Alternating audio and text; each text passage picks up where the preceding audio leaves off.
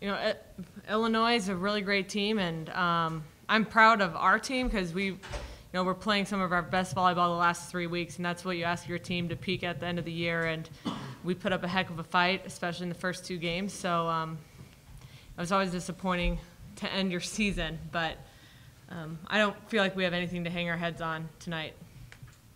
We'll start with questions from the players. You guys come into this environment and drop a tight first set. You know, what was the energy around you guys heading into that second set and getting into that response where you guys came back and took that? I think for us, it was all about just carrying that momentum into the next set. I thought even though we did drop that set, we were still playing really good volleyball. We just had to lower some serving errors and some other errors, and we were right back in it. Yeah, I would say in the ACC you don't find a lot of environments like that, so just coming in and playing in front of that crowd, I think that honestly gave us a lot of energy, and it was a lot of fun. So I didn't think there was any pressure on it. I think we kind of fed off of it. 19 blocks for Illinois. What was it like trying to get through them or around them at the net tonight? I think for me personally, I was just trying to go high off because, like you said, they're a big block. And we have a couple of teams like that in the ACC, so I was just trying to use what had worked in the past and just trying to go high off. But I think for everyone else it was kind of the same mentality, just trying to stay strong and not trying to power through the block, just trying to use it. You guys were able to put up over 50% side-out percentage in the first 2 sets. It dipped under 50 the second 2 times. What happened to you guys defensively that allowed them to string together those runs? I think for us, our passing kind of broke down a little bit. And I think that kind of just made us maybe a little bit nervous or anything like that. But I think other than that, though, our passing was great, and we were just trying to first ball side out in every play. Yeah, I think the second 2 sets, or the last 2, we just let them go on a few more runs. We didn't really let them go on any runs the first 2 sets, and that definitely hurt us. Coach mentioned that even though you guys lost, you played really well. How important is it to you guys as players to know that at the end of the season you gave it your best effort? I think it's awesome.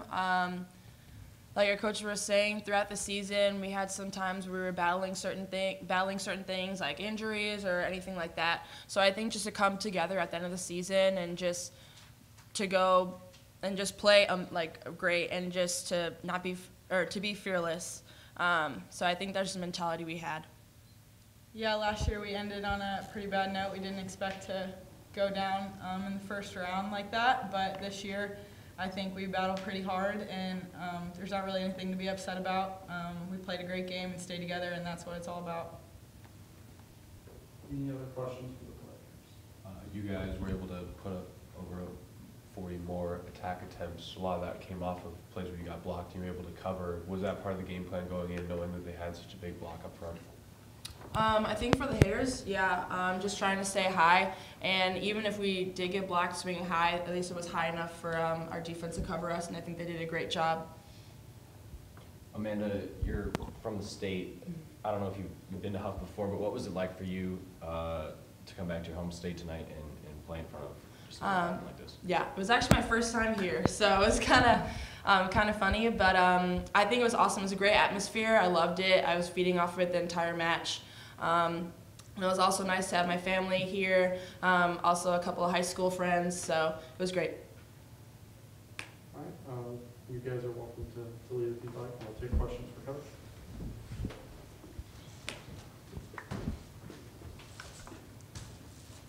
Coach, going up against Chris tonight, you know, someone you have experience working with, how tough was it to prepare for this team that he brought tonight? I think it's tough to prepare because they're so balanced, and you know they have the best setter in the country. So you know they're going to be really balanced, and she's going to put their hitters in great positions the whole night. So against a setter like that, you have to play great to beat them because she's not going to give you anything. So I think that's the hardest part about preparing for Illinois is just their hitters are going to be in good positions the entire match. Coach, what do you take away from a game like this that you can maybe use next year to motivate your team or just kind of look back on? Well, you know, we were right there, we felt like. The last 2 sets didn't show that, but, you know, we win game 1 and things could be different. So our goal, we know, based on location, until the NCAA, like, seeds at 1 to 64, we're probably going to be going up against Big Ten teams in the second round, no matter how well we play throughout the year. So, I think we have to have the mentality that we can beat them, and we don't have to beat them every single night. We have to beat them once, and we certainly have the athletes that can do that. So hopefully they're believing that more and more. It's just we gotta, really believe it and continue just to build that mindset. How, I guess, happy were you for your team to be able to see them battle through, I think it was 3 or 4 sort of set points in the second set and come back and win that one? What was the first Just part? like how excited or happy were you for your team to see them do that? Yeah, I was pumped because if you go down 0-2, you really probably don't have a chance against Illinois. So that game was huge, and they were showing that they wanted it. So I was really proud that we were able to hang on to that set. Talking about the way, seeding kind of shakes out, and the road kind of running through the Big Ten for you guys. 6 Big Ten teams have already punched their tickets to the Sweet 16. Just how difficult is it to compete with a conference like that that's just got, not 1 or 2 teams at the top, but, 5, 6, 7 that are pretty good? Yeah, I think it's instilling the mindset in our team that we can beat them. I coached in the Big Ten for 5 years, so I'm well aware of the level and what it takes to win that conference. So, and just preparing ourselves that, again, we don't have to beat them every single night. We have to beat them once or twice, maybe once in the preseason and a couple times at the end of the year. And getting athletes that have a chip on their shoulder and want to do that. So, the Big Ten, they're battle tested all year. They play great competition every single night, and they don't get rattled. They'll lose. There's not very many sweeps in the Big Ten, so it's not that they expect to lose a set, but it's certainly nothing new to them. So I think that's the other team that our other thing our team needs to work on is just being a little more resilient for 2 hours, not just an hour or an hour and a half. Any other questions? Having had a chance to work with Chris at Nebraska and sort of, spending similar amounts of times at your guys' schools now, what do you think of the job that he's done in 2 years at Illinois so far? Yeah, he's done a great job.